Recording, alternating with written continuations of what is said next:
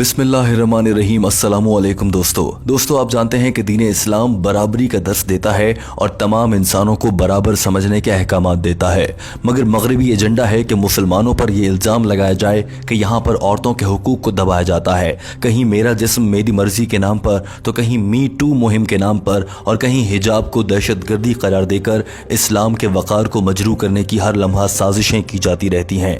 ऐसा ही एक सवाल साजिश की सूरत में डॉक्टर जाकिर नाइक के सामने एक गैर मुस्लिम औरत ने रखा था, जहां वो जाहिरन तो औरतों के हुकूक की बात करना चाह रही थी, मगर दरअसल वो इस्लाम का मजाक उड़ाने की कोशिश कर रही थी। डॉक्टर जाकिर नाइक ने इस गैर मुस्लिम खातून को इंतहाई इत्मीनान बख्श जवाब दिया था। टीम हमकदम अंग्रेजी जबान में होने वाली इस अहम गुफ्तगू का उर्दू तर्जुमा लाई है। आइए बढ़ते हैं आज की वीडियो की जानिब। इस खातून ने इंतहाई सादा अल्फाज में सीधा सवाल कर दिया था। इसने कहा था कि औरतों को तलाक देने का इख्तियार क्यों हासिल नहीं है? मर्द तो तलाक दे देते हैं, मगर औरतें ऐसा क्यों नहीं कर सकती? इस्लाम इस पर क्या कहता है? Why are the ladies not allowed to divorce their husbands in Islam? बीवियां अपने शौहरों को तलाक क्यों नहीं दे सकती? दोस्तों ये सवाल यकीनन आपके जहन में भी इससे पहले कई बार आया होगा। इस सवाल का जवाब क्या है? डॉक्टर जाकिर नाइक ने क्या कहा, आइए आपको बताते हैं। डॉक्टर जाकिर नाइक ने जवाब देना शुरू किया और सबसे पहले कहा कि आप तलाक को 5 मुख्तलिफ कैटेगरीज में तकसीम कर सकते हैं। पहली कैटेगरी वो है जिसमें शौहर और बीवी दोनों मुत्तफिक होते हैं कि अब हमें अलग हो जाना चाहिए और वो एक दूसरे से अलग हो जाते हैं तलाक के जरिए। दूसरी कैटेगरी वो होती है जिसमें शौहर तलाक देना चाहता है और वो तलाक देकर अलग हो जाता है। डॉक्टर जाकिर नाइक ने कहा कि तीसरी किस्म तलाक तौफीक है, जो कि दरअसल निकाह नामे पर लिख दिया जाता है और ये उस वक्त लिख दिया जाता है जब कोई भी जोड़ा शादी के बंधन में बनने के लिए निकाह नामे पर दस्तखत कर रहा होता है। उस मौके पर अगर औरत ने निकाह नामे में लिखवा दिया है कि वो जब चाहे अपने शौहर को तलाक दे सकती है, तो वो इस तरह से तलाक दे सकती है क्योंकि ये बात निकाह नामे में लिखी गई है। डॉक्टर जाकिर नाइक ने कहा कि यहाँ पर मैं ये वाज़ेह करता चलूँ कि निकाह नामे में निकाह के मौके पर जो भी जायज़ चीज़ औरत की जानिब से लिखवा दी जाए उस पर अमल किया जाना ज़रूरी होता है। मिसाल के तौर पर अगर कोई औरत ये चाहती है कि उसका शौहर दूसरी शादी ना करे और उसे ये खदशा है, तो वो निकाह नामे में ये बात लिखवा सकती है निकाह के मौके पर कि मेरा शौहर कोई दूसरी शादी नहीं कर सकेगा। लेकिन वो हरगिज़ ये नहीं लिखवा सकती कि मुझे तलाक नहीं दी जा सकती। हाँ, वो ये लिखवा सकती है कि तलाक देने का इख्तियार मेरे पास भी होगा। लिहाजा तीसरी कैटेगरी तलाक तौफीक या इस्मा हो गई।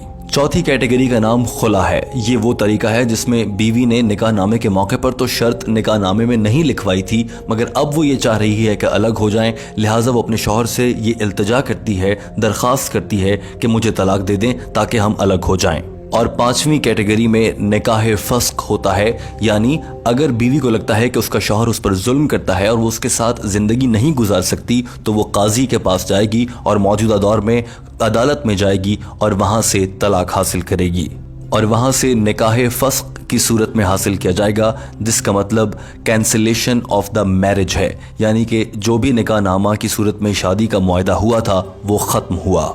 डॉक्टर जाकिर नाइक ने ये 5 कैटेगरीज बताने के बाद बड़े वाज़ेह अल्फाज में कहा कि यहाँ पर आप ये देख लीजिए कि औरत को अगर तलाक लेना चाहे तो उसके पास ये मुकम्मल इख्तियार है।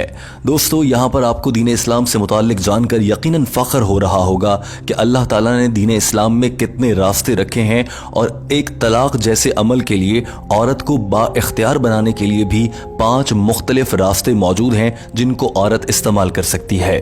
डॉक्टर जाकिर नाइक ने कहा कि फिर भी सवाल ये पैदा होता है कि आखिर मर्द को इख्तियार क्यों दिया गया है? मर्द को इख्तियार इसलिए दिया गया है क्योंकि वो हमेशा खसारे में रहेगा अगर वो तलाक देता है, और औरत का फायदा है, मगर कैसे? क्योंकि जब कोई शख्स अपनी बीवी को तलाक देता है तो उस मौके पर उसे हक महर की रकम अदा करना होती है। यहाँ पर मर्द का पहला नुकसान हुआ।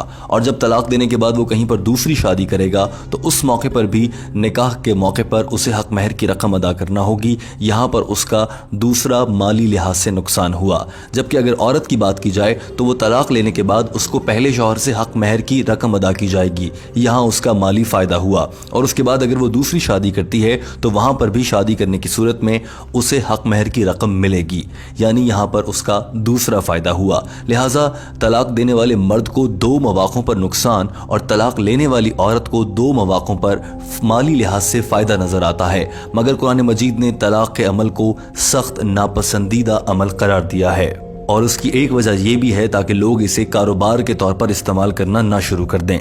واضح رہے کہ حق مہر کی رقم کتنی ہوگی، اس بات کا فیصلہ شادی کرنے والی خاتون کی جانب سے کیا جاتا ہے۔ And meher can be any amount. So imagine if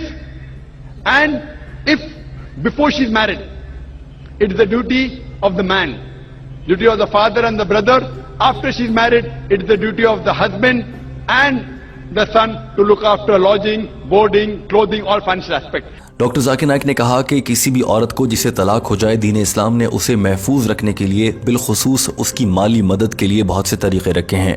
کسی بھی بچی کو اس کے والدین سہارا دیتے ہیں اور اس کا والد اس کا ذمہ اٹھاتا ہے۔ شادی کے بعد اس لڑکی کا ذمہ اس کے شوہر کے سر ہوتا ہے، اور اس کے بعد اگر اسے طلاق ہو جاتی ہے تو اس صورت میں اس لڑکی کو اس کے والدین سنبھالتے ہیں۔ دین اسلام کے مطابق اگر والدین کمزور ہوں، وہ نہ سنبھال سکیں، تو معاشرہ اس کی مدد کرتا ہے۔ اگر معاشرہ بھی اس کی مدد نہیں کرتا تو کسی بھی اسلامی ریاست پر یہ فرض ہے کہ وہ طلاق یافتہ عورت کی مالی امداد کرے، اور پاکستان سمیت دنیا کے بہت سے اسلامی ممالک جیسے کہ پاکستان اسلامی جمہوریہ پاکستان ہے، یہاں کی ریاست کا بھی یہ فرض ہے کہ طلاق یافتہ عورتوں کا خیال رکھے۔ مگر سوال یہ تھا کہ عورتوں کو اللہ تعالیٰ نے طلاق دینے کا اختیار کیوں نہیں دیا؟ ڈاکٹر ذاکر نائک نے کہا کہ اس کی جہاں مختلف حکمتیں اور وجوہات ہو سکتی ہیں، ان میں سے ایک اہم وجہ یہ ہے کہ موجودہ دور میں دیکھا جائے تو بہت سی عورتیں اسے کاروبار بنا سکتی تھیں، یعنی کہ وہ کسی ایک مرد سے شادی کرتیں، اسے طلاق دیتیں اور اس کے بدلے میں انہیں حق مہر کی رقم ملتی، پھر کسی اور شخص سے شادی کرتیں اور انہیں طلاق دے دیتیں، کیونکہ طلاق دینے کا اختیار عورتوں کے پاس ہوتا۔ جب بیوی اپنے شوہر کو طلاق دیتی تو شوہر کو اسے حق مہر کی رقم ادا کرنا پڑتی، اور یوں یہ عورت 1 2 3 4 اور نہ جانے کتنی شادیاں کرتی اور کتنی جگہوں سے حق مہر لینے کے بعد آگے کی جانب بڑھ جاتی، اور یوں یہ ایک کاروبار یا دھندا بن جاتا جسے دین اسلام نے منع فرمایا ہے۔ After marrying and divorcing, then she will keep on gaining money. Who's the loser? It's the man. So Almighty God even protects the man's status. Others have to give a talk on man's rights in Islam. Doctor Zakir Naik نے کہا کہ اللہ تعالیٰ نے طلاق دینے کا اختیار صرف مرد کو دے کر مرد کے حقوق کو بھی محفوظ رکھا ہے، ورنہ عورتیں اسے کاروبار بنا لیتیں۔ ڈاکٹر ذاکر نائک نے اپنی بات کو مکمل کرتے ہوئے کہا کہ لہٰذا ثابت ہوتا ہے کہ دین اسلام کی روشنی میں شادی ایک ایسا بندھن ہرگز نہیں ہے جہاں پر عورت کے ہاتھ پاؤں باندھ کر اسے بے اختیار کر دیا جاتا ہے۔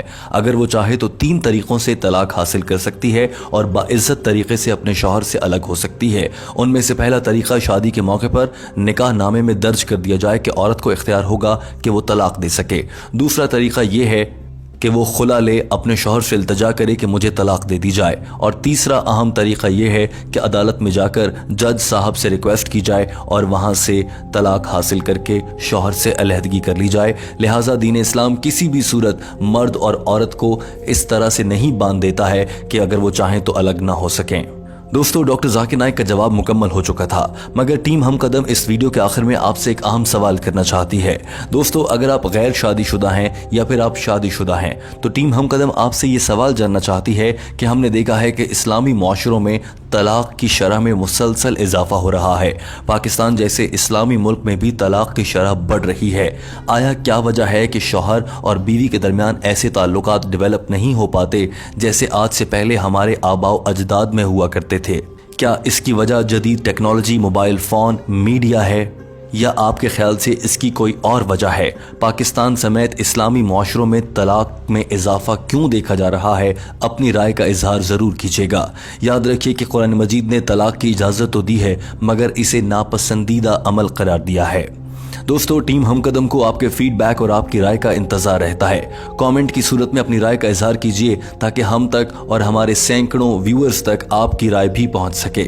ویڈیو دیکھنے کا بہت شکریہ۔ یاد رکھیے کہ ٹیم ہم قدم آپ کے لیے ڈاکٹر ذاکر نائک کی جانب سے انگریزی زبان میں ہونے والی گفتگو کا اردو ترجمہ لاتی ہے، اور اس گفتگو میں کسی بھی موقع پر کسی قسم کا رد و بدل اس طرح سے نہیں کیا جاتا کہ الفاظ کے معنی بدل جائیں۔ ویڈیو دیکھنے کا بہت شکریہ۔ اپنا بہت سارا خیال رکھیے۔ ہمارے چینل ہم قدم کو سبسکرائب کر لیجیے اور دیکھتے رہیے ہم قدم۔ اللہ حافظ۔